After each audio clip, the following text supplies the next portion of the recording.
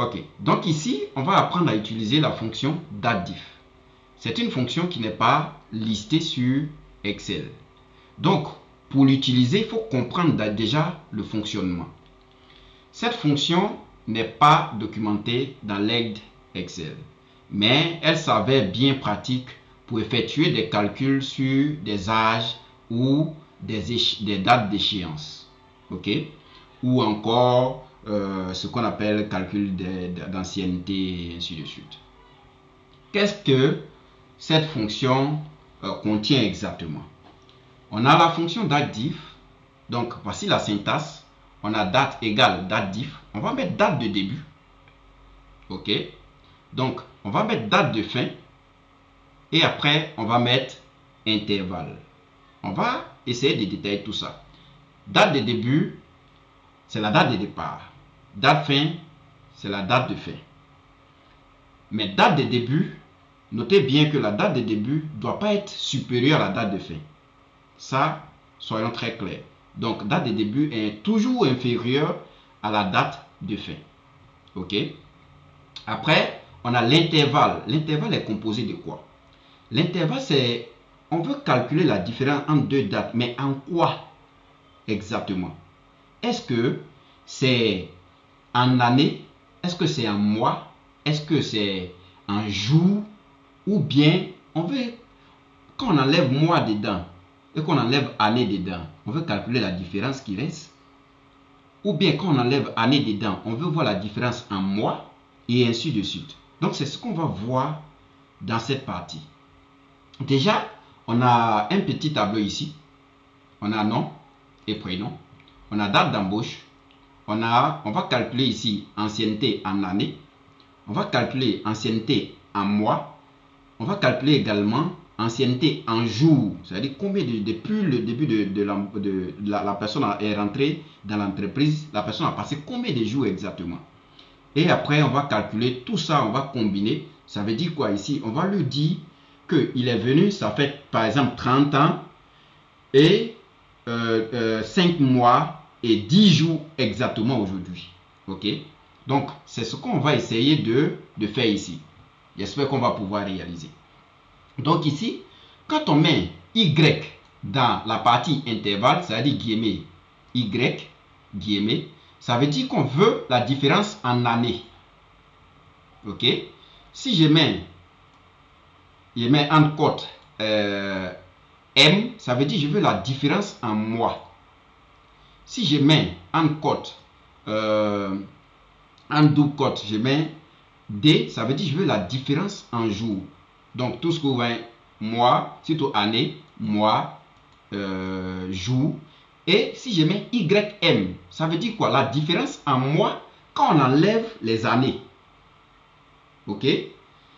YD, c'est la différence en jour quand on enlève les années. Et on a MD qui veut dire la différence en jour quand on enlève les années et les mois. Donc on va voir ici ensemble. Je vous ai dit que cette fonction n'est pas listée. Donc si je fais égal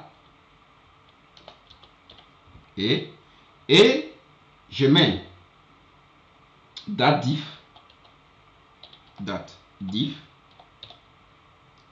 j'ouvre la parenthèse. Je vais mettre quoi? On a dit que ça commence par date début. Donc date début, c'est la date d'embauche. Donc je mets la date d'embauche, point virgule. La date de fin, on veut que ça soit dynamique. Ok?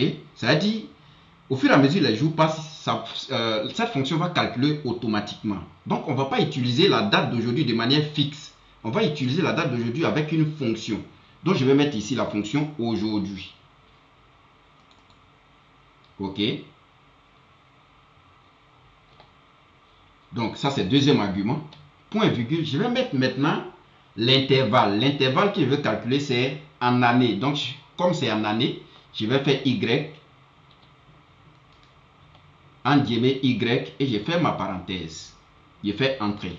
Donc il me dit ici automatiquement la personne a fait 37 ans. Donc je peux dupliquer sur les autres colonnes. Donc en fonction de chaque date, ici, il a généré la différence en années. Combien d'années la personne a passé exactement depuis la date d'embauche. Et ça, ce qu'on vient de faire là est dynamique. Demain, si tu ouvres, demain, ça va faire la mise à jour automatiquement parce qu'on a utilisé ici une fonction de manière dynamique. Donc, il va récupérer la date de demain automatiquement et il va calculer au fur et à mesure qu'on avance. Au fur et à mesure qu'on avance. Donc, on n'a plus besoin de venir recalculer. Cette fonction qu'on a utilisée est assez dynamique. Je viens là. Ici, je veux calculer l'ancienneté en mois. Ça veut dire, ici on a calculé en année, mais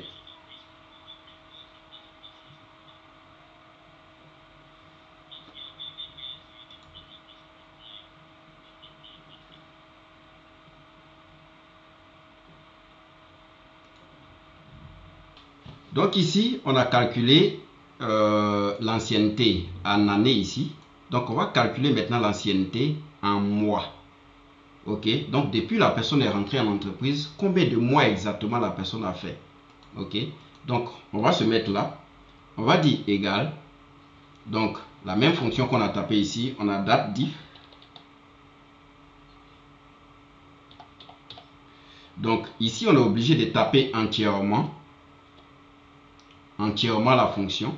Ok, donc date de début, on va choisir ça, point virgule, et ce qui suit c'est la fonction aujourd'hui. La seule chose qui va changer c'est l'argument. Ok, c'est l'intervalle plutôt. Donc ici je vais mettre entre guillemets, je vais mettre M pour dire que je veux un mois. Ok, et je ferme. Entrée. J'ai ici 451 mois que la personne a passé en entreprise. Donc ici, on a vu là que chacun ici a sa durée en mois. On va passer maintenant en jours. Donc pour ça, je vais faire égal, date diff toujours. Ok, je pouvais même utiliser la même fonction que la même formule que j'ai mise ici. Ok, je vais coller là. Et ce que je vais faire, je vais changer l'argument qui est ici en jour. Donc D ici pour lui dire que je veux faire un jour. Donc je fais ici. Donc il me dit ici que cette personne a fait 13 732 jours en entreprise depuis son arrivée. Donc je peux dupliquer là. Et si je veux, je vais formater un peu comme ça. Ok. Après, ce qu'il nous reste à faire ici, on veut afficher tout en même temps. Ok. On va dire que cette personne a fait tel nombre d'années, tel nombre de mois et tel nombre de jours. Toujours quand tu fais année, tu vas enlever l'année et tu vas afficher le nombre de mois que la personne a fait à part les années et ce qui reste en jours. C'est ce qu'on cherche à afficher ici. Ok, donc on peut dupliquer la même formule qui est ici, mais on va aller étape par étape. Vous allez, c'est beaucoup mieux. Donc ici égal, on va mettre ici date diff. Ok, donc date de départ c'est ici, point virgule. On va mettre maintenant la date de fin qui est une date dynamique qui sera générée par la fonction aujourd'hui. Ok, je ferme la parenthèse d'aujourd'hui et point virgule, et on va lui dire quoi? Que ce qu'on veut afficher ici d'abord c'est en année. Ok, donc on va faire Y. Ok, donc on ferme. Et ce qu'on va faire, on va concaténer avec année. Donc 1. Pour dire par exemple, s'il a fait 37 ans, on va faire 37 ans. Ok. Donc on va concaténer avec du test qu'on va appeler 1. Ok. Une fois j'ai ça, qu'est-ce qui se passe? J'ai fait entrer. Vous voyez ici qu'on a 37 ans. Ok. Donc on va ajouter aussi derrière le nombre de mois qui reste quand on enlève 37 ans dedans et le nombre de jours quand on enlève 37A et le nombre de mois. Donc ici, on va imbriquer beaucoup de fonctions. Donc la même chose là, on va imbriquer plusieurs fois. Ok. Donc je copie déjà ce qu'on a fait. Donc je vais faire un peu d'espace ici et je vais concaténer avec la même formule, mais cette fois-ci, au lieu de mettre Y ici, je vais mettre M pour trouver YM plutôt. C'est-à-dire YM, on a vu plus haut ici, que YM donne la différence en mois une fois les années soustraites. Ok. Donc ici, on a YM. Donc on enlève le nombre d'années, les 37 ans là. Il reste combien de mois? Ok. Donc ici, au lieu de mettre année ici, on va mettre maintenant mois. Ok. Et on va essayer de valider pour voir. Donc il met ici 37 ans. Donc attendez, il est zoomé un peu. Voilà. 37 ans et 7 mois. Donc 7 mois là, si ça arrive à 12 mois, automatiquement, ici devient 38 ans. Donc automatiquement, ça va calculer. Automatiquement, au fur et à mesure les jours avancent, ça va calculer automatiquement. Donc ici, qu'est-ce qui va se passer? J'ai tout ça. Il me reste maintenant le nombre de mois. C'est tout de jours. Voilà. Quand on enlève année et qu'on enlève mois dedans, il reste combien de jours exactement? Donc, c'est pour aller de manière très précise combien de temps la personne a passé dans l'entreprise. Donc, on va lui donner le nombre d'années, le nombre de mois et le nombre de jours. Donc, on va faire ici. On va concaténer également. Donc, je mets un peu d'espace ici pour ne pas que ça soit collé. Donc, je vais mettre ici date diff encore. Même chose. Mais ici, je vais mettre Y. On a vu pour enlever, pour afficher le nombre de jours. Une fois on a enlevé les années, les mois, on fait MD. Donc, je vais écrire ici MD. OK. Et là, on va afficher ici jour. OK. Et à partir de là, je vais valider. Donc ici, cette personne-là a fait 37 ans, 7 mois et 6 jours. Et dès que ça atteint 30 jours, ça va passer automatiquement ici. Ça fait 1 mois, donc ça va faire 8e mois. Et au fur et à mesure. Donc, ce qu'on a fait ici est calculé automatiquement au fur et à mesure. Imaginez que je viens ici et que je dis par exemple que la personne,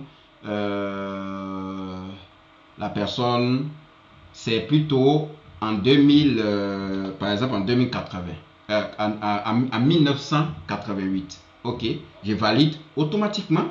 On a maintenant 34 ans, 7 mois et 6 jours.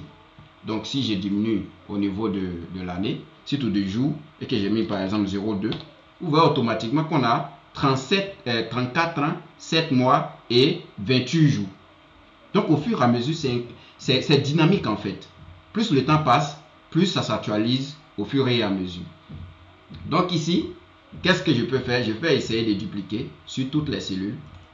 Et automatiquement, vous voyez, pour chaque, ok, pour chaque date ici, on a la précision. Donc, on a 34 ans ici. Ici, on a 66 ans. Ouais, la personne a du vécu dans cette entreprise. Ok, 66 ans, 1 mois et 5 jours. Donc, c'est précis. C'est précis au fur et à mesure. Donc, vous voyez ce qu'on peut faire avec cette fonction.